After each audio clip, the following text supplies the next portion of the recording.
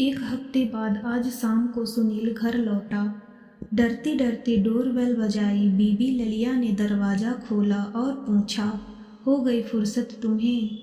हाँ, मुझे दूसरे राज्य में जाना पड़ा था ना, सो चलिए मैं चाय बनाकर लाती हूँ। ललिया ने रसोई घर में जाते ही सुनील ने चैन की सांस ली।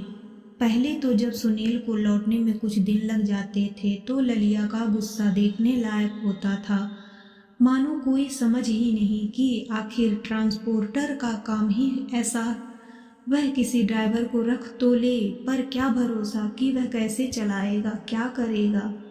और कौन सा सुनील बाकी ट्रक वालों की तरह बाहर जाकर धंधे वालियों के अड्डे पर मुंह मारता है। चाहे जितने दिन हो जाएं, घर से ललिया के हाथों का रस पीकर जो निकलता तो दोबारा फिर घर में ही आकर रसपान करता। लेकिन कौन समझाए ललिया को, वह तो इधर 2-4 बार से इसकी आदत कुछ कुछ सुधरी हुई है। तुनकती तो है लेकिन प्यार दिखाते हुए। चाय पीते समय भी सुनील को घबराहट हो रही थी। क्या पता कब माथा सनक उठे। माहौल को हल्का बनाने के लिए सुनील ने पूछा, आज खाने में क्या बना रही हो? लिट्टी चोखा। अरे वाह, लिट्टी चोखा, बहुत बढ़िया। तब तो हाँ, तुम्हारा मनपसंद जो है। अरे हाँ, लेकिन इससे भी ज़्यादा मनपसंद तो। सुनील ने शरारत से ललिया को आंख मारी। हाँ हाँ हाँ, वह तो मेरा भी, ललिया ने भी इठलाते हुए कहा और रसोई घर में चली गई। रह रह कर ललिया के हिस्से से जूठी लिट्टी के टुकड़े उठा लेता, जबकि दोनों एक ही थाली में खा रहे थे। अरे तुम्हारी तरफ इतना सारा रखा हुआ है, मेरा वाला क्यों ले रही हो? तुमने दांतों से काट कर इसको और चटपटा जो का बना दिया है। खाना खाओ पहले अपना ठीक से, बहुत मेहनत करनी है आगे। ललिया भी पूरे जोश में थी। दोनों ने भरपेट खाना खाया। ललिया बर्तन रखने चली गई और सुनील पिछवाड़े जाकर टहलने लगा। तभी उसने देखा कि किसी की चप्पल पड़ी हुई थी। ये कुत्ते भी क्या क्या उठाकर ले आते हैं। सुनील ने झल्ला कर उन्हें लात मार कर दूर किया और घर में घुसकर दरवाज़ा बंद कर लिया। बेडरूम में पहुंचा तो ललिया टेलीविज़न देखती मिली। वह मच्छरदानी लगाने लगा। दूध पिएंगे? ललिया ने पूछा। तो और क्या, बिना पिए ही रह जाएंगे? सुनील भी तपाक से बोला। ललिया ने सुनील का भाव समझकर उसे एक चपट लगाई और बोली, मैं भैंस के दूध की बात कर रही हूँ। ना ना, वह नहीं, मेरा पेट लिट्टी चोखा से ही भर गया है। सुनील ने कहा, चलो तो फिर सोया जाए। ललिया टेलीविज़न बंद कर मच्छरदानी में आ गई। बत्ती तक बुझाने का किसी को होश नहीं रहा। कमरे का दरवाज़ा भी खुला रह गया, जैसे उनको देख देख कर शर्मा रहा था। वैसे भी घर में उन दोनों को अलावा कोई रहता नहीं था। सुबह 7 बजे सुनील की आंखें खुली तो देखा कि ललिया बिस्तर के पास खड़ी कपड़े पहन रही थी। एक बार गले तो लग जाओ, सुनील ने नींद भरी आवाज़ में कहा। बाद में लग लेना, जरा जल्दी है मुझे बाथरूम जाने की। कहते हुए ललिया जैसे तैसे अपने बालों का जूड़ा बांधते हुए वहां से भाग गई। सुनील ने करवट बदली तो ललिया के अंदरूनी कपड़ों पर हाथ पड़ गया।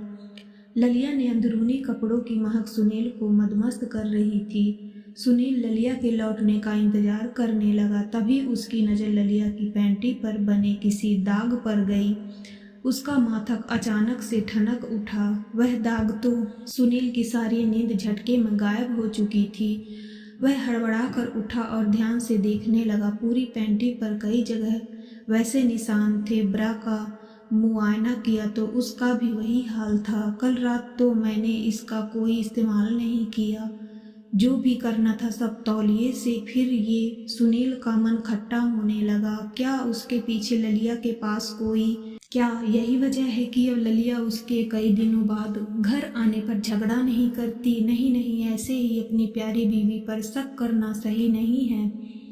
पहले जांच करा ली जाए कि ये दाग हैं किस चीज़ के। सुनील ने पैंटी को अपने बैग में छिपा दिया। तभी ललिया आ गई। आप उठ गए, मुझे देर लग गई थोड़ी। कोई बात नहीं, कहकर सुनील बाथरूम में चला गया। लौटा तो देखा कि ललिया कुछ ढूंढ रही थी। क्या देख रही हो?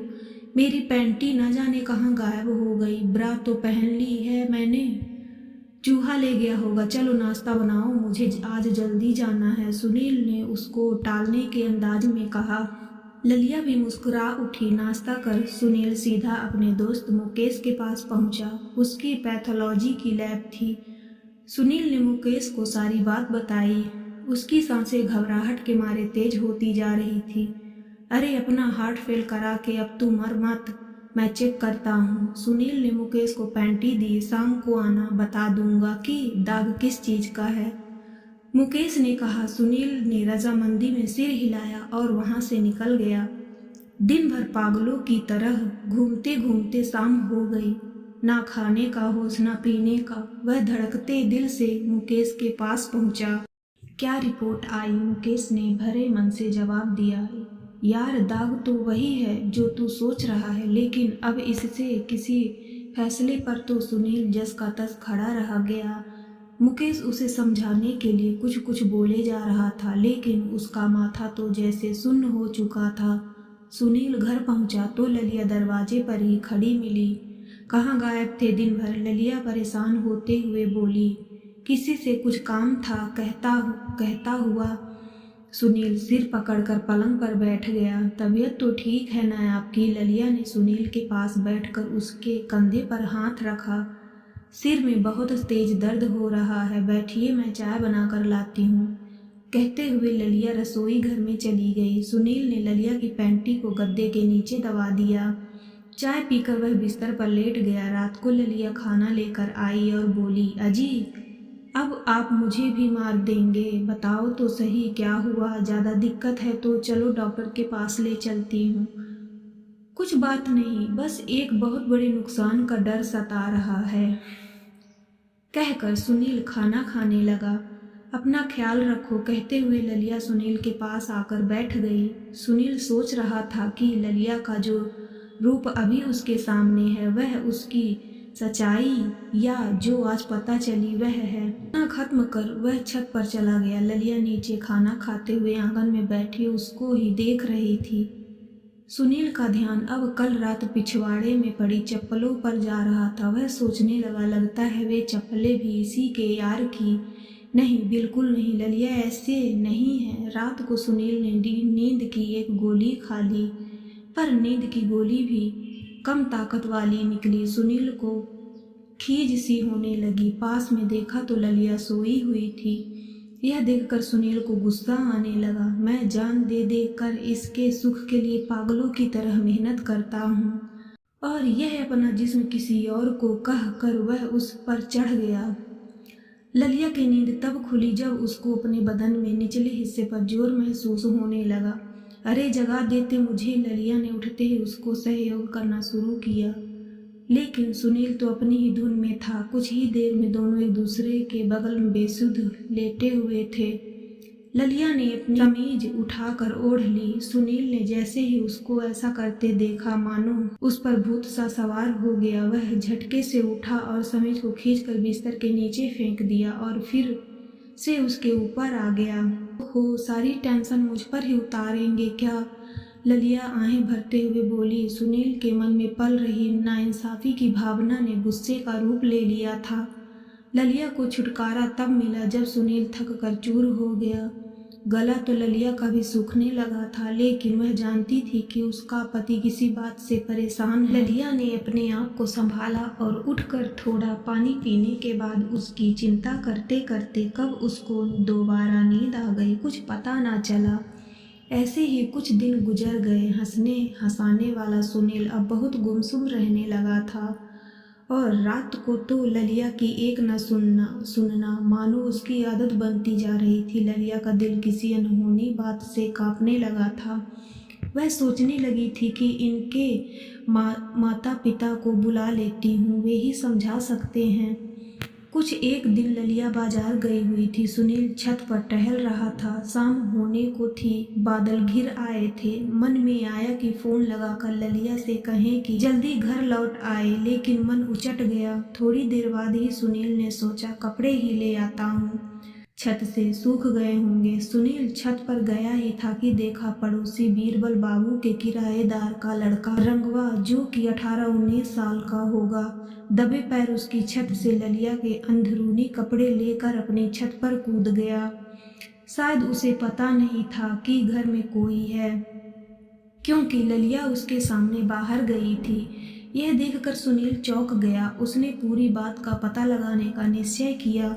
वह भी धीरे से उसकी छत पर उतरा और सीढ़ियों के नीचे आया। नीचे आते ही उसको एक कमरे से कुछ आवाजें सुनाई दी। सुनील ने झांक कर देखा तो रंगवा अपने हम उम्र ही किसी गुंडे से दिखने वाले लड़के से कुछ बातें कर रहा था। रंगवा, तेरी पड़ोसन तो बहुत अच्छा माल है रे। हाँ, तभी तो उसकी ब्रा पैंटी के लिए भटकता हूँ, कहकर वह हंसने लगा।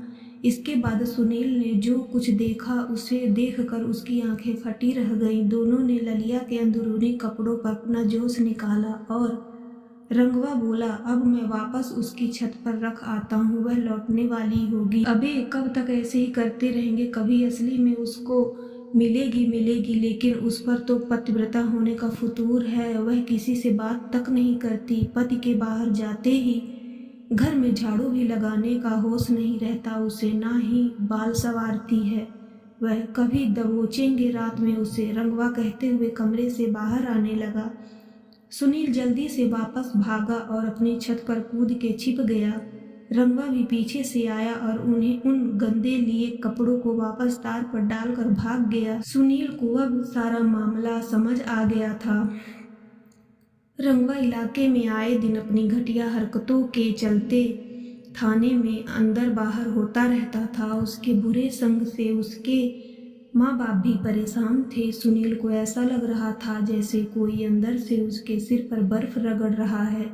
उसका मन तेजी से पिछली चिंता से तो हटने लगा, लेकिन ललिया की हिफाजत की नई चुनौती ने फिर से उसके माथे पर बल ला दिया।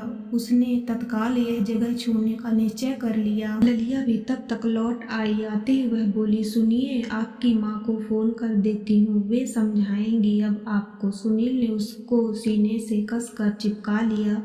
तुम साथ हो ना, सब ठीक है और रहेगा। अरे लेकिन आपकी यह उदासी मुझसे देखी नहीं जाती है। आज के बाद यह उदासी नहीं दिखेगी। खुश मेरी जान लेकर ही मानेंगे आप। बोलते बोलते ललिया को रोना आ गया। यह देखकर सुनील की आंखों से भी आंसू छलकने लगे थे। वह सिसकते हुए बोला, अब मैं ड्राइवर रख लूँगा और खुद तुम्हारे पास ज़्यादा से ज़्यादा समय।